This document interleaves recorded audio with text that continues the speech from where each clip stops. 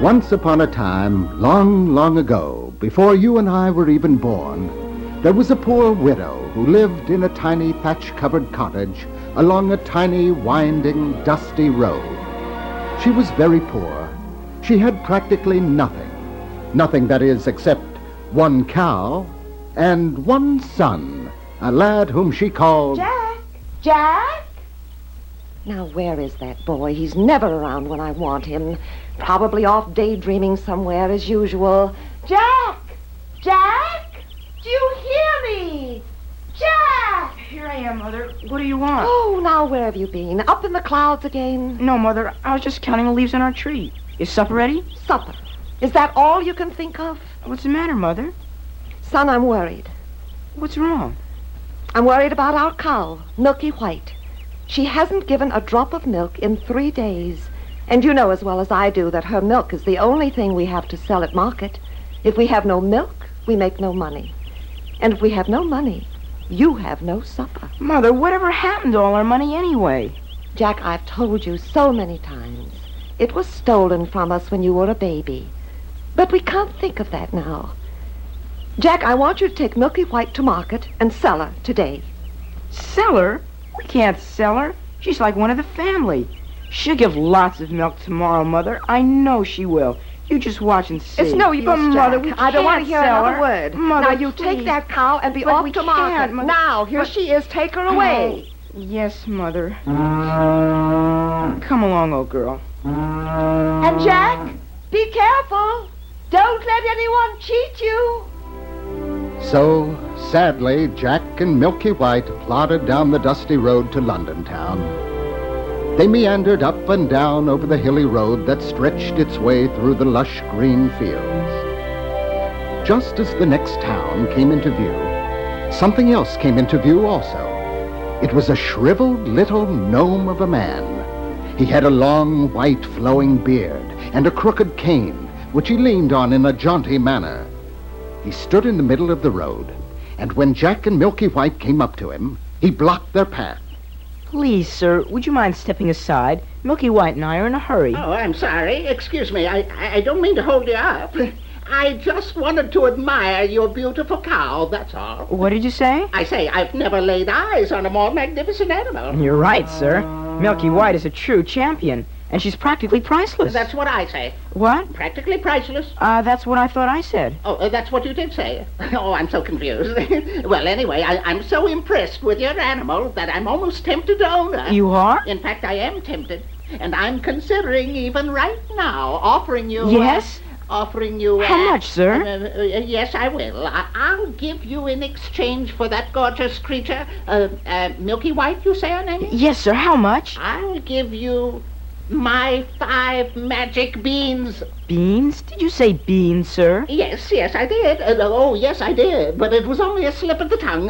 No, really, I shouldn't be that foolish as to give my magic beans. Magic beans? No. After all, they're the only magic beans in the whole world. I couldn't do it. And to top it all, each one is a different tasty color. Magic beans? Are those the ones you have in your hand? Oh, yes, these. Well, yes, but I couldn't really consider. What I said was hasty, foolish, you know. Magic beans. Such beautiful colors. Sir, wouldn't you consider a trade? Yes, but, well, now, what could you possibly have that would be close to the value of my magic beans? My cow, my wonderful cow. You said so yourself, practically priceless. Did I? I'll trade you Milky White for your magic beans. I don't think I should. Please, sir, it's a very good trade, sir. You'll just love Milky White. There is something irresistible about her.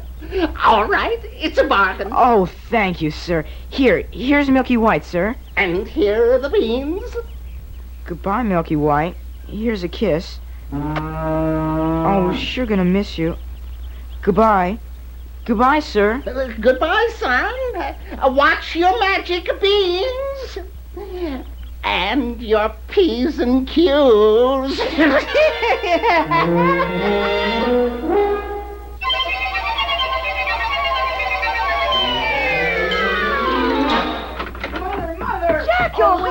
wonderful exchange I made on our Calm cow. down now and tell me how much money you brought home with you. 5 pounds, 10, 20? Mother, how much? look, 5 beautiful colored magic beans. Did you say beans? That I did. Magic beans. You mean to stand there, Jack, and tell me you gave our only cow to some old cheat for these worthless colored beans? But Mother, they're beautiful. Jack, how could you? Go to your room right away. Do you understand? Right away. Let me explain. Go. Now give me the beans first. Here, give them to me. They're magic. Don't take them Magic. away. I'll show you how magic No, they are. Mother, don't. There, No. out the window with your foolish No, old beans. Mother. Now you go to bed. And no supper. It was indeed a restless night for Jack. But with the first light of dawn, he awoke and suddenly became aware of a strange shadow outside his window. Leaping from his rumpled bed, he rushed out of the room and into the garden. And there Jack saw a sight that widened his sleep-filled eyes. The 5 magic beans his mother had thrown from the window had miraculously taken root overnight and had grown up into a giant tree. It had massive stalks that entwined into a giant rope. Jack ran outside to the base of the stalk and bent his head back as far as he could. He stared upward, but he couldn't even see the top of the strange beanstalk as it disappeared into the misty clouds. Mother! Mother! Come quickly! Oh, look how the magic beans have grown! What magic beans? Gracious. Gracious me. This is really magic. I've never seen anything like this in all my days. Jack, what are you doing? I have to climb it, Mother. I have to. Jack, come down here this minute. Come down, you hear? The magic stalk has to lead somewhere. Jack, this is foolishness. Oh, I can see the whole town from way up here. Jack, please, be careful. Oh, that boy. Be careful, Jack. But Jack couldn't hear his mother. He was so high up already that all sounds from below had faded. And Jack continued to climb, up and up and up. He passed through one cloud after another. Then suddenly, he poked his head through a bank of puffy, soft, pink clouds and found himself in clear, bright sunlight in a sky so blue it didn't look real. Jack knew he had come to the top step of the beanstalk ladder and had come into a strange new world. All at once, a voice came to him, seemingly from nowhere. Jack, you may step off the beanstalk now. Yes, ma'am. I can't see anyone. Where are you? You don't have to see me, Jack. I can see you. Who are you? I'm the good fairy, Jack. I've been waiting for you to come. You have work to do here, Jack. What kind of work? You had no supper last night. No, I didn't. But how did you know? I know all about you, Jack. You had no supper because your poor mother has no money. No, all our money was stolen when I was just a baby. Yes, stolen by a wicked giant. A giant? Yes. And now you have come to the country where the giant lives, and you can take back all the gold that rightly belongs to you and your mother. But how can I take gold from a giant? You must be brave, Jack. Now follow this white road, and it will take you to the giant's castle. Be brave, Jack. Be brave. Goodbye. Wait, good fairy, I don't know how to... Good fairy? The good fairy was gone, and Jack stood alone before the long white road that stretched away to nowhere. He began to walk cautiously down the winding road. He walked on and on. As he walked, he grew conscious of his empty stomach. He hadn't eaten in a long time, and he was really hungry. Then, all at once, he came over a crest of a hill, and he saw it. A great tall castle with a great tall woman in the doorway. Good day, ma'am. Could you kindly give a hungry boy some breakfast? Huh? Breakfast? You most likely be breakfast yourself, boy. My husband's a giant. He eats everything he sets his eyes on. You better get off before he comes home. Please, I'm really starving.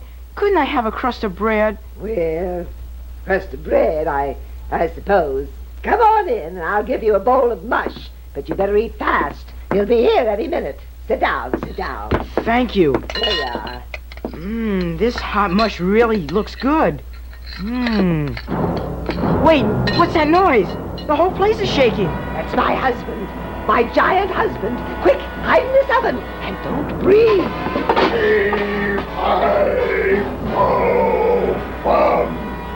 I smell the blood of an Englishman. Be he alive or be he dead, I'll grind his bones to make my bread. Oh, nonsense, nonsense, lovey. You only smell the bones of that English goat you had yesterday. Come on now, eat your nice breakfast. Mush? I don't like mush. I tell you there's an Englishman around here someplace. I smell it. No, it's just your imagination, lovey. Here's a nice tub full of hot mush. Now, don't let it stand and get cold. All right.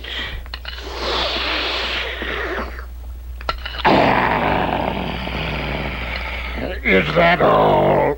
You call that a decent breakfast for a growing giant? Well, you'll be having lunch in a little while. Why don't you take a nice little nap now? Because I'm not sleepy. Bring me my 3 bags of gold. I want to count my money. Of course, lovey. I'll get them for you. Here they are. Oh, my, they are heavy. There you are. All right, now leave me alone, wife. You know I don't like anyone around while I'm counting my money. Of course, lovey, I know. Now, you go right ahead and count yourself to sleep. Ah, what a beautiful sight. 1, 2, 3, 4.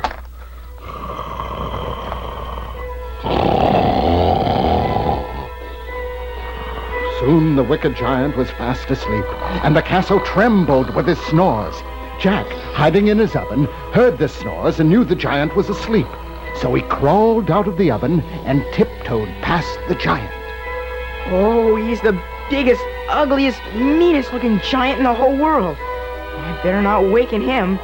He's got his hands on the bags of gold. If I can just slip one out. Oh, that was close. But he's changed his position. And now I can get it. I've got it. And Jack grabbed one bag of gold, slipped through the door, and ran as fast as he could to the top of the beanstalk. Holding on tight to the bag of gold, he scrambled down the beanstalk into the waiting arms of his worried mother. Oh, what a reunion they had. The words of Jack's adventure spilled out of his mouth like a waterfall. Jack's mother was about to scold him, but when she saw the bag of money, she became so excited she forgot all about scolding him, and together they counted out the pieces of gold and laughed happily as they did so. Now life became much easier for Jack and his mother. They paid all their bills, they bought a new cow, and they watered the beanstalk every day. But they were so free in their spending and so generous in sharing their gold with their neighbors that it wasn't long before they were penniless again. And Jack knew he had to climb up the beanstalk again and visit the wicked giant. So it wasn't long before Jack stood before the giant's wife, begging for a piece of bread. Luckily, she didn't recognize him, and she offered him some mush. But just as he sat down to eat... What's that? That's my husband, the giant. Quick, quick, hide in this closet. Hurry up, hide there. 3, 5, 4, come. I smell the blood of an Englishman. Where is he? Where is he? Where's who, lovey? You know who? The Englishman. I smell him. Where is Oh, he? you just smell the Cornish hen you had for lunch. Sit down, lovey, and I'll bring you your golden hen, and she'll lay you some nice golden eggs for you. Sit down now, make yourself comfortable. Here you are. Here's your golden hen, lovey. She's all ready to lay some eggs for you. There. All right. Now you leave me alone. You know I don't like anyone in the room while I'm counting my golden eggs. I know. I'm leaving. Ah, my precious feathered pet. And now I'll count to 10. Lay golden eggs, my pretty hen. Lay until I count to 10. 1, 2.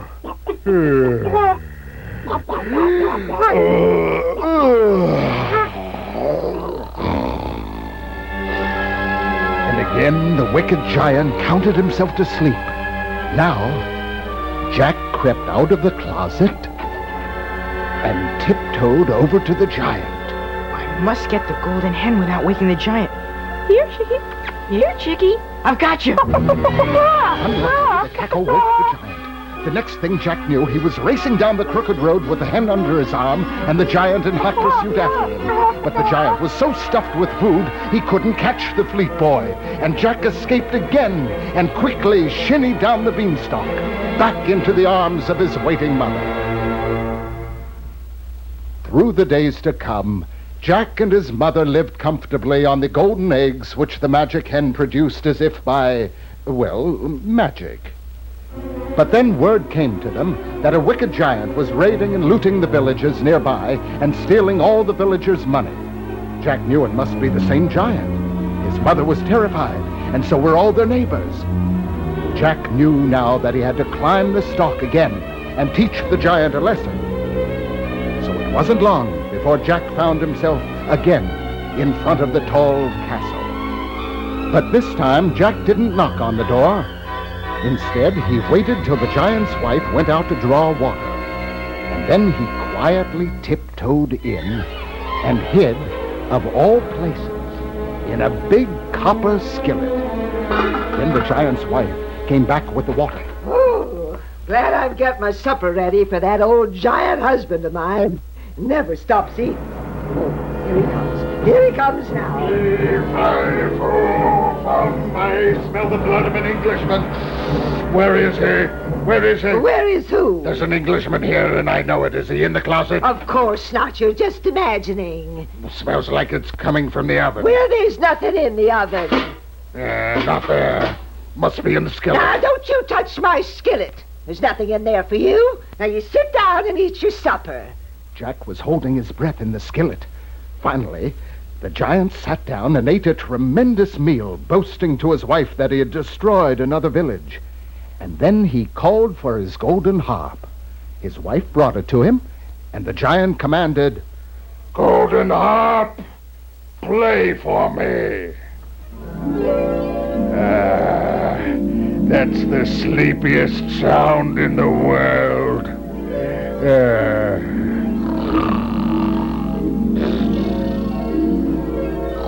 The soothing music soon put the giant to sleep, and the moment his wife was out of the room, Jack hopped out of the skillet and grabbed the harp and started to run off with it. But the harp cried out, Master! Master! The cries of the harp awoke the giant, and in a flash he was up and chasing Jack and the harp. Jack raced for the beanstalk and was soon climbing down, but this time the giant was terribly close behind.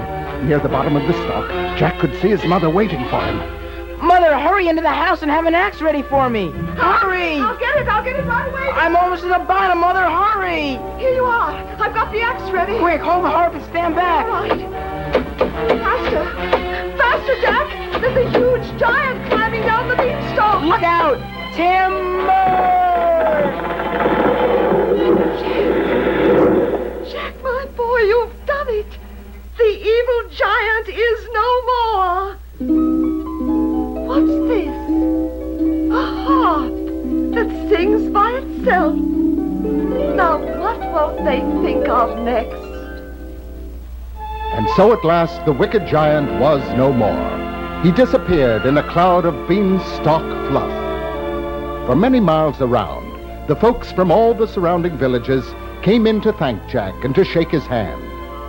And Jack now found himself not only a hero, but also sole owner of a hen that laid golden eggs, a golden singing harp, and a very proud mother who saw to it that her son lived a very comfortable and happy life forever and ever and ever.